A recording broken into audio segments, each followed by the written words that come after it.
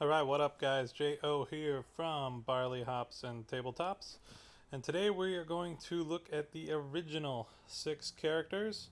And we're going to give a little character overview on what they do, what they're good at, and what you should use them for. So let's take a look. Alright, first character up is Gilgamesh. So if we take a quick look here at his health, he's at 8, which puts him above the average of 7, which is great, but he starts already at tier 2.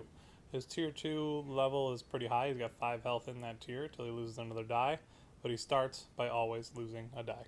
So the ability Marksman allows you to re-roll 1 failed die per attack activation. This results in about 0.8 to 1.2 extra damage around, and I think that's where the debate comes in on if that's worth losing that extra die. No secrets here, Gilgamesh definitely fits into the Slayer role. His entire role on your team is to get in there and kill as many aliens as he can. Starting weapon wise, I'd say avoid the Exo shotgun or any weapon that requires 2 actions because you've already lost a die. As far as the reroll goal goes, probability wise, the Cyclone, which I do not like, the projectile gun, and the Firestorm both offer the largest benefit to the reroll. I personally like the Firestorm the best out of the 3. So talking strategy for Gilgamesh, he's definitely one that you want to get to the front or the middle of the board. Use him to slay as many aliens as possible. That's where he excels. But I think the real debate comes in on if he's actually worth bringing in because of the loss of the die. Losing a die brings your action count per round down from 10.4 to 8.2. So that's 2.2 less actions around. And it's really only to reroll 1 failed die per attempt. I wish the ability was to reroll all failed die. I really think that would make it a lot more worth it. But rules as written, that's the way it is for Gilgamesh.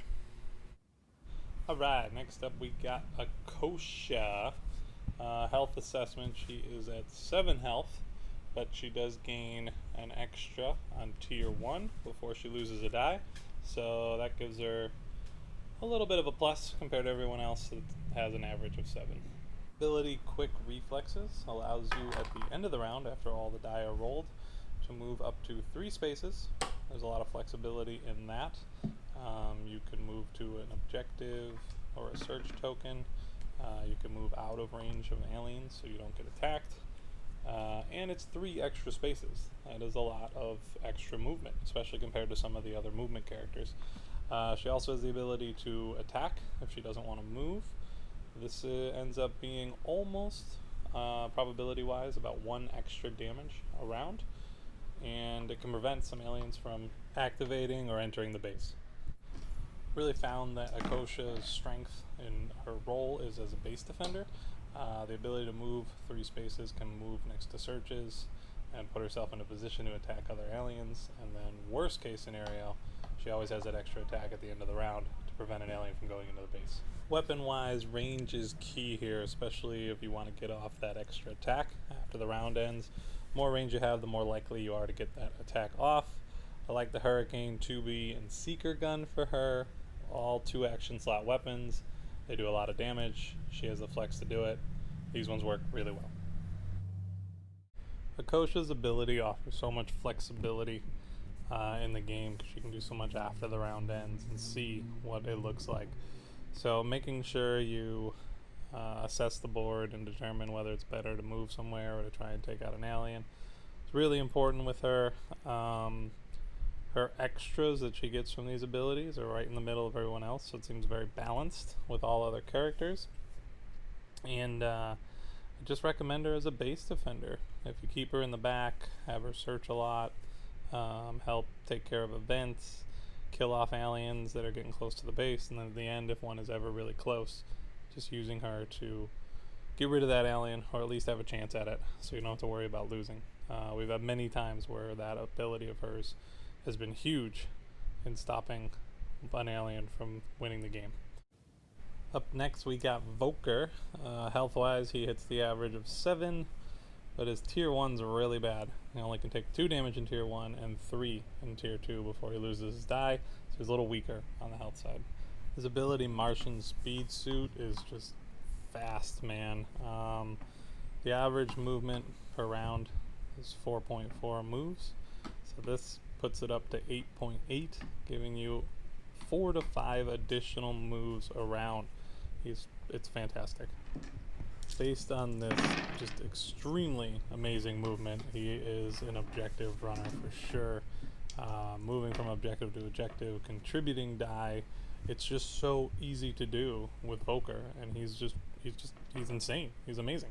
Voker could really use any weapon, but I like to give him the 2 action slot weapons just because as a team he gets those extra moves, which means that he doesn't really need as many die and he can contribute more.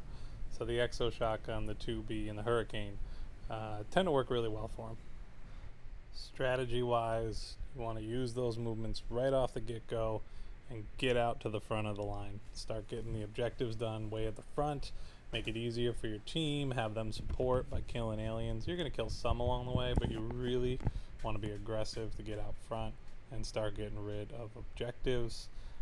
He's really good in almost every mission type except recon maybe, and he really excels on large maps like the swamp and the abandoned lab, but his ability is really used anywhere.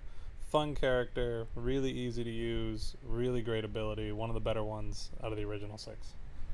Kara's up next. Health level is 7, so it's average, but really bad thresholds. 2 in tier 1, and then 2 additional health in tier 2, so she really has a high risk of losing die based on this health pool. Suppressive Fire, 100%, one of the easiest abilities to apply, and it's also one of the most effective.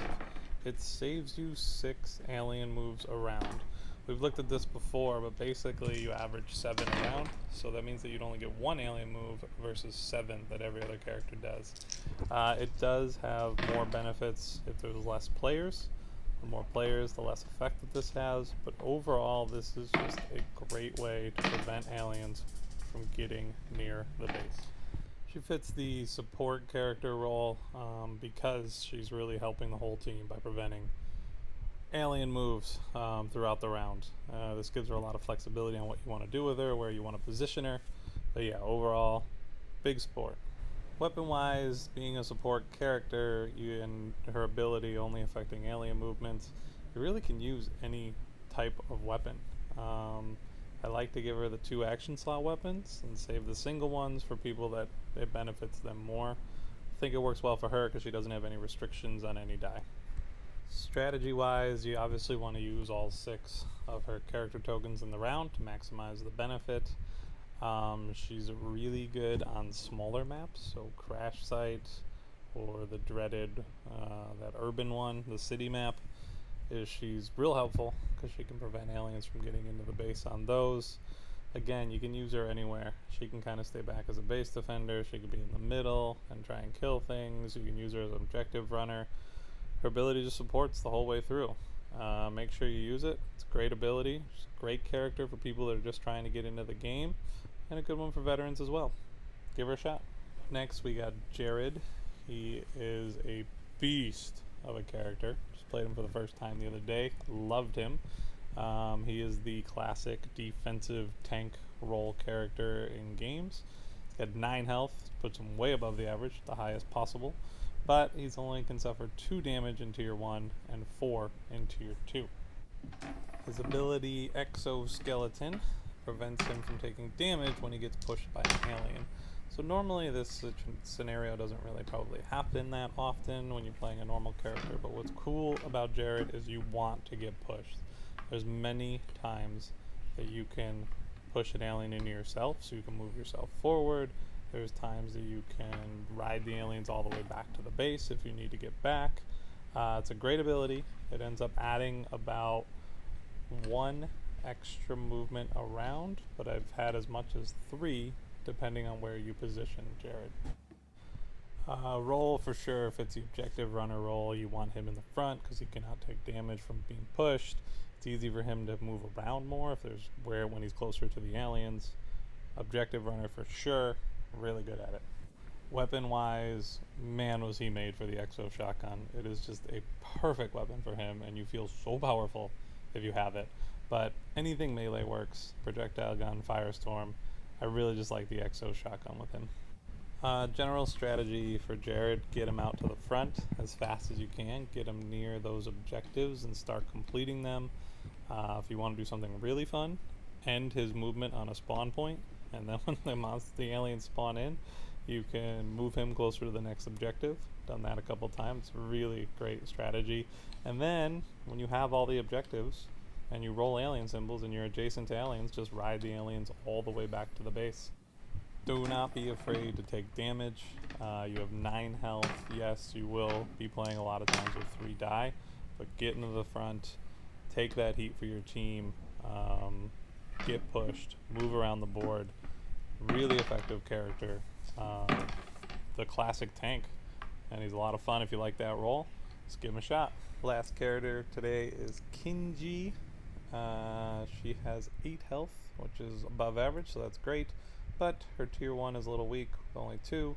Tier 2 is fine with 4. So overall, solid health. So her ability Push Forward is a neat ability. When she kills an alien adjacent to her, she replaces the alien space by moving her character in there. So this is free movement. Extra movement is always good in board games in general.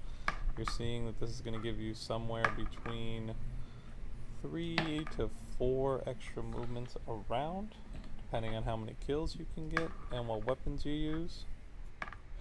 Alright, I know it seems like she would be sort of a slayer because her ability relies on killing aliens, but she's actually really an objective runner. The killing and moving into the spot gives you that extra movement which you need to get to objectives. Works really, really well.